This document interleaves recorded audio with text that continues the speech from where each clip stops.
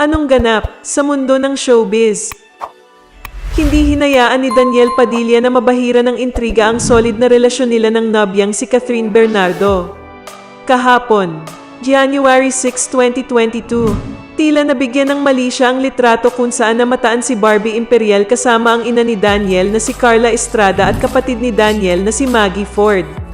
Kuha iyon sa tapat ng bahay ni na Daniel at Carla.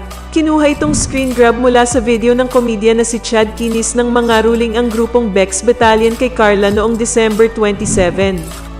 Pero kinwestiyon ng intrigerong si Sian Gaza kung bakit naroon si Barbie sa bahay ni na Daniel at Carla. Tanong nito, may namamagitan ba kina Barbie at Daniel? Hindi ito pinalampas ng solid fans ni na Catherine at Daniel o kilala sa uni-name na Kathniel.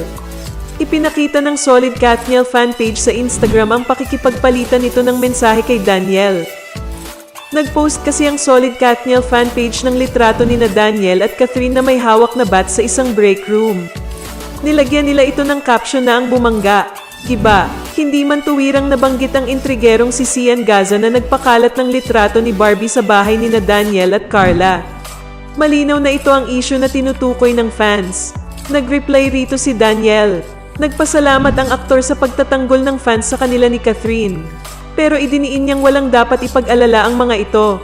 Sabi ni Daniel, salamat haha, pero wag niyo nang pansinin yun. Nonsense. Sa hiwalay na Instagram story ni Daniel ngayong Martes, January 7. Inulit niya na irrelevant at nonsense ang pang-iintriga sa kanya ng isang taong wala lang magawa. Ni hindi raw nga dapat itong makonsidera na cheating speculation. Lalo pang kinilig ang Kathniel fans nang mag-tweet si MJ Lastimosa nang palitan nila ng mensahe ni Catherine Bernardo. Hindi malinaw ang context ng usapan ng dalawa, pero sabi ni Catherine, haha, gagi, alagang Ford po. Ang ibig sabihin ng alagang Ford ay alagang Daniel dahil ang tunay na pangalan ng aktor ay Daniel John Elago Ford. Labis yung ikinatuwa ng Kathniel fans. Iginiit din nilang hindi uubra ang pang-iintriga sa relasyon ni na Daniel at Catherine. Anong masasabi mo sa balitang ito? Anong ganap sa mundo ng showbiz?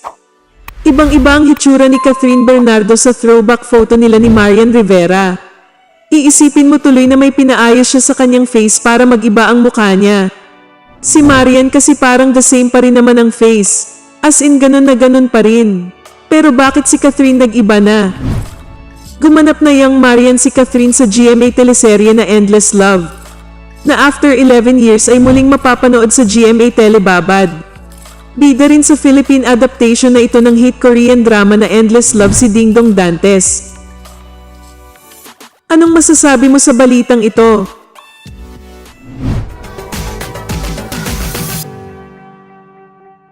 Anong ganap sa mundo ng showbiz? Nilantad na ni Xander Ford kung bakit niya sinabihang pangit at sakang noon si Catherine Bernardo. Sa panayam ni OG Diaz kay Xander, sinabi niya na pinagsisihan na niya ang mga nagawa niyang kasalanan noong nasa tugatog pa siya ng kasikatan sa showbiz. Isa na nga rito ay ang panlalait kay Catherine. Pangit ni Catherine Bernardo, sakang na, pangit pa. Iyan ang naging tweet ni Xander na talagang kinainis ng mga Kathniel fans. Binunyag ni Xander kay OG na for content lang daw at bayad siya kaya niya yun nagawa. Actually po, yung content na yun, labag po naman sa kalooban po yun. Sabihin na po natin na content, kinontent, bayad ako. Wika ni Xander, nagsorry na siya sa mga fans, ngunit hindi pa siya nakakapag-sorry kay Catherine. Yung isang pangarap ko po talaga na makaharap si Ate Catherine na personal na makapaghingi ako ng sorry. Nang tanungin kung bakit hindi pa siya nakikipagkita kay Catherine, eto ang naging kanyang sagot. Natatakot din po ako kasi alam ko na mali ako. Pero ang gusto ko po sana na inihiling ko sa loob nung kahit hindi na ako bumalik sa social media or sa pag-artista, mapatawad lang po nila ako. Pinaliwanag din ni Xander kung bakit umaapaw ang kanyang kayabangan noon. Aniya, nagagaya lang daw niya yun sa mga nakikita niya sa ibang sikat. Kung ano po yung mga nakikita ko, hindi yung nagagaya. Pati yung pagiging makati noon naman po sa probinsya naman namin, wala naman pong ganun. Siyempre, nakikisabay ka sa kanila na hindi ko naman talaga gusto yung ganun. Anong masasabi mo sa balitang ito?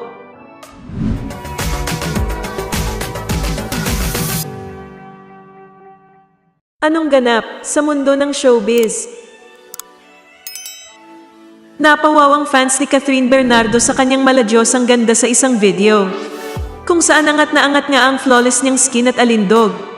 Sa Instagram post ni John Valle, isang celebrity hairstylist, makikita ang video para sa photoshoot ni Catherine.